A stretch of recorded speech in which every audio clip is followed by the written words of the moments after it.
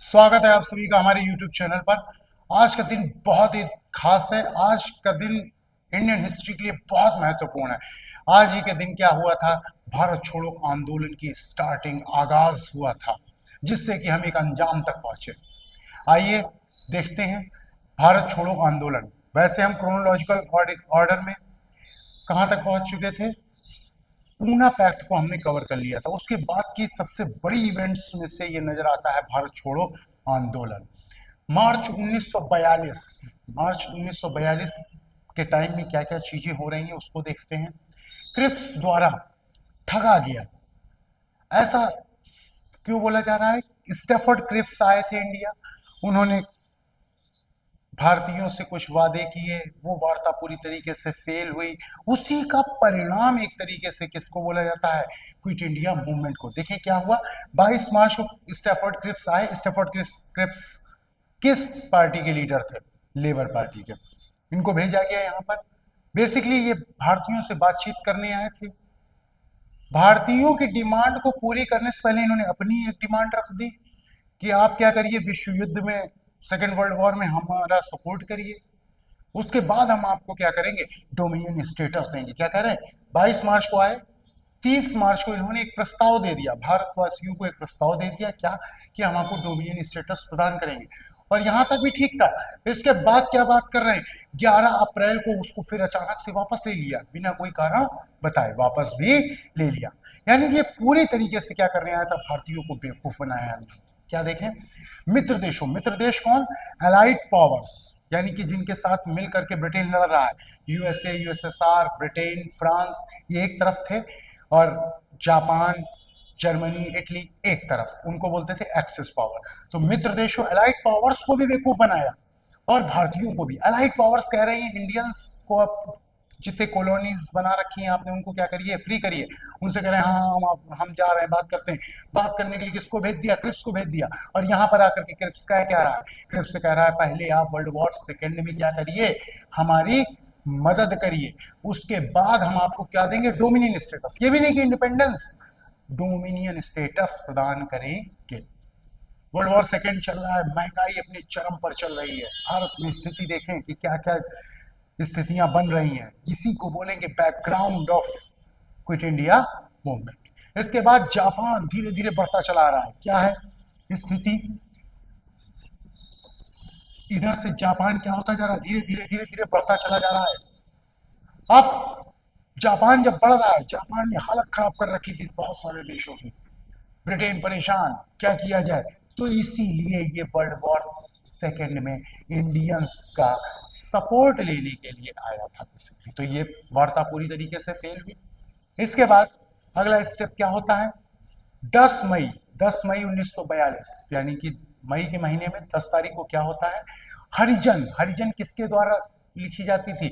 महात्मा गांधी द्वारा। कब हरिजन की शुरुआत कब करी थी? 1933। वही जब पूना पैक्ट हुआ, इन्होंने, महात्मा गांधी को भी लगा कि हाँ सच में ये जो दलित समुदाय है हमारा, इसकी हालत सच में बहुत खराब है। तब उन्होंने हरिजन पत्रिका का क्या कर दिया? प्रारंभ किया। कब से किया? ईयर 1933 से। 1932 में हुआ था पूना पैक्ट। इसके बाद हरिजन पत्रिका में गांधी जी ने लिखा कि अंग्रेजों अंग्रेजों की उपस्थिति, जापानियों को निमंत्रण। यानी कि अंग्रेज जो यहाँ पर काबिज हैं, इसी वजह से क्या हो रहा है? जापानी हमारे देश में आ रहे हैं। अंग्रेजों की उपस्थिति, जापानियों को निमंत्रण। इसके बाद आगे बढ़ते हैं। 5 जुलाई 5 जुलाई 1942, 5 जुलाई 1942 को क्या होता है?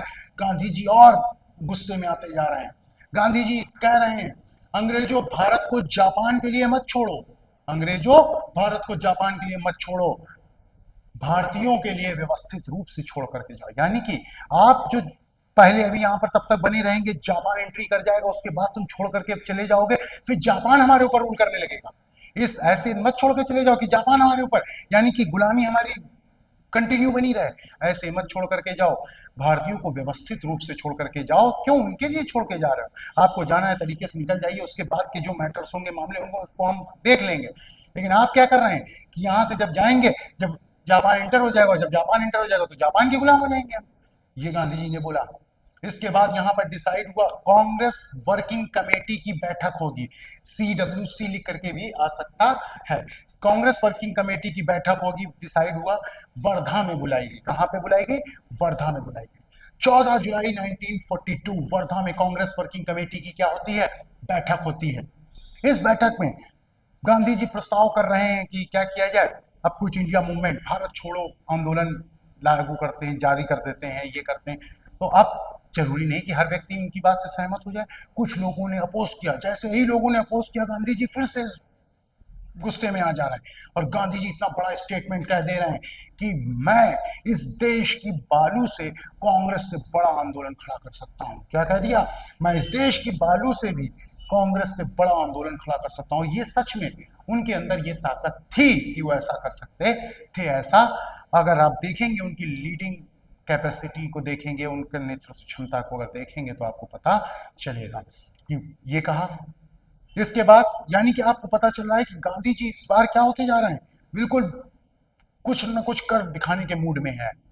अब अंग्रेजों भारत छोड़ो का प्रस्ताव आता है तो कहां पर आया? 14 जुलाई को आया। कब आया?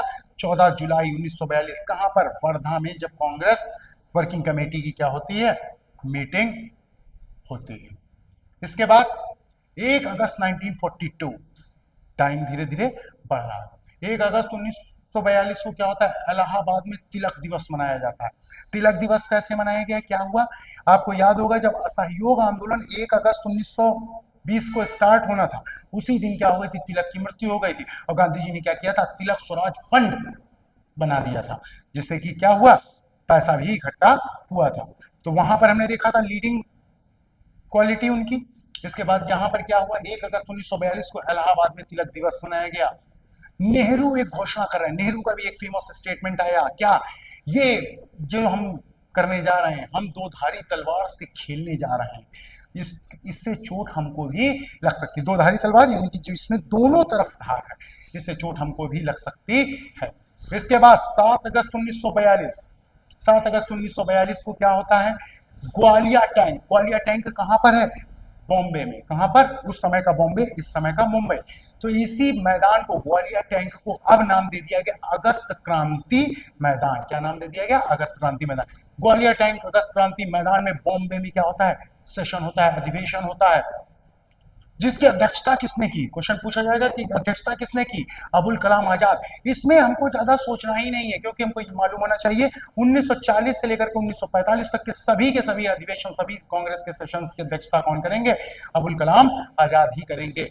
और यहां पर फिर से क्या आया? भारत छोड़ो प्रस्ताव रखा गया। आगे बढ़ते हैं।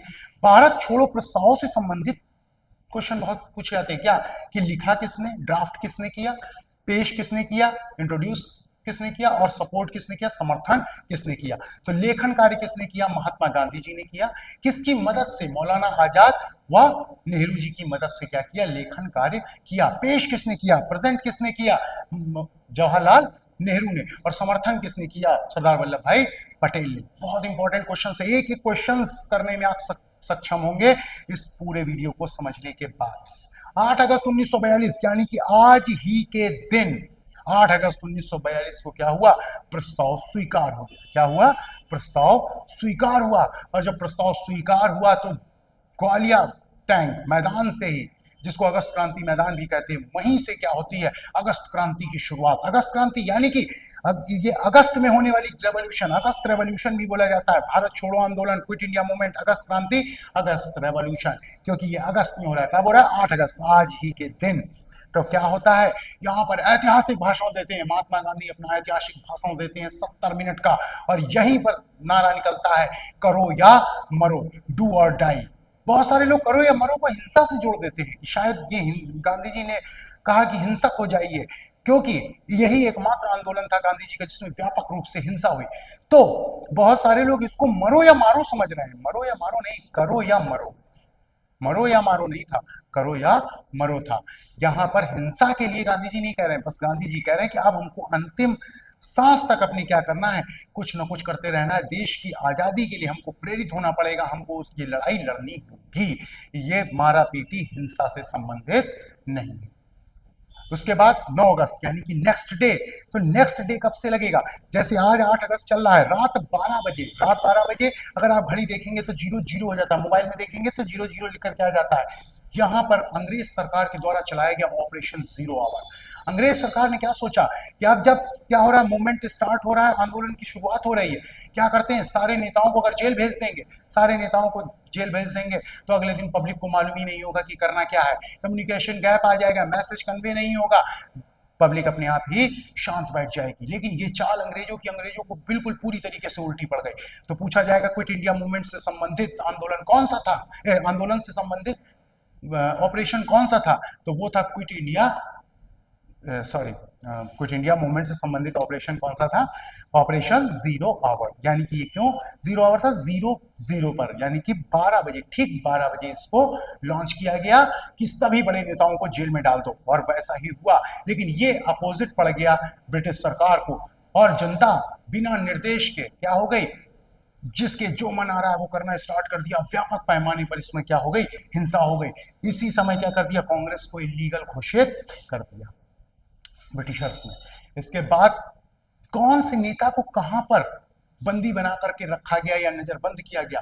तो सबसे पहले देखें, पूना के आगा खां पैलेस में किसको किसको, सब ये इन सब से क्वेश्चंस होते हैं। गांधी जी, उनकी वाइफ कस्तूरबा गांधी, सरोजनी नायडू और महादेव देसाई, इन सब लोगों को कहां रखा गया? पूना के आगा खां पैलेस में नजरबंद करके रखा गया। और यहाँ ये महादेव देसाई कौन है? ये गांधी जी के निजी सचिव थे, पर्सनल सेक्रेटरी। इसके बाद अहमदनगर के दुर्ग में, अहमदनगर फोर्ट में किसको किसको रखा गया? नेहरू जी को, जीबी पंत, पट्टाभी सीतारमैया, सैयद महमूद, आचार्य कृपलानी, मौलाना आजाद, सरदार वल्लभ भाई पटेल और आचार्य नरेंद्र देव, इन सब लोगों को कहां रखा गया? अहमदनगर दुर्ग। यानी कि हुआ क्या है कि यहाँ पर बॉम्बे, यहीं पर पास में कुछ को आगा खां पैलेस में शिफ्ट बंद कर दिया गया, कुछ को अहमदनगर दुर्ग में। और फिर क्या हुआ, बांकीपुर, पटना जेल में भी बंद कर दिया। राजेंद्र प्रसाद को कहां पर? पटना में बंद कर दिया, बिहार में। इसके बाद बांकुड़ा जेल, मौलाना आजाद, जिनको पहले कहां, यहां पे बंद किया, अहमदनगर दुर्ग में। आप देखिए, मौलाना आजाद कहां पर बंद किया था? यहां पर, बाद में शिफ्ट कर दिया। तो पूछेंगे मौलाना आजाद को कहां बंद किया गया था? तो वो था अहमदनगर दुर्ग में। फिर शिफ्ट कहां कर दिया गया? बांकुड़ा जेल में। इसके बाद हजारीबाग सेंट्रल जेल में किसको बंद किया गया? जयप्रकाश नारायण। और ये बहुत इंपॉर्टेंट है क्योंकि जयप्रकाश नारायण क्या कर गए? जेल से भाग गए थे। तो जेल से कौन भागा था? जयप्रकाश नारायण। ठीक है, याद रखेंगे। ये जयप्रकाश नारायण वही जेपी आंदोलन वाले, जिन्होंने इंदिरा गांधी की सत्ता को भी चुनौती दे दी थी। आगे बढ़ते हैं। जेल में अब क्या क्या होता है? जेल में खाली बैठे हैं, टाइम पास करना है, कुछ ना कुछ तो करना ही पड़ेगा। तो क्या करते हैं? लेखन कार्य।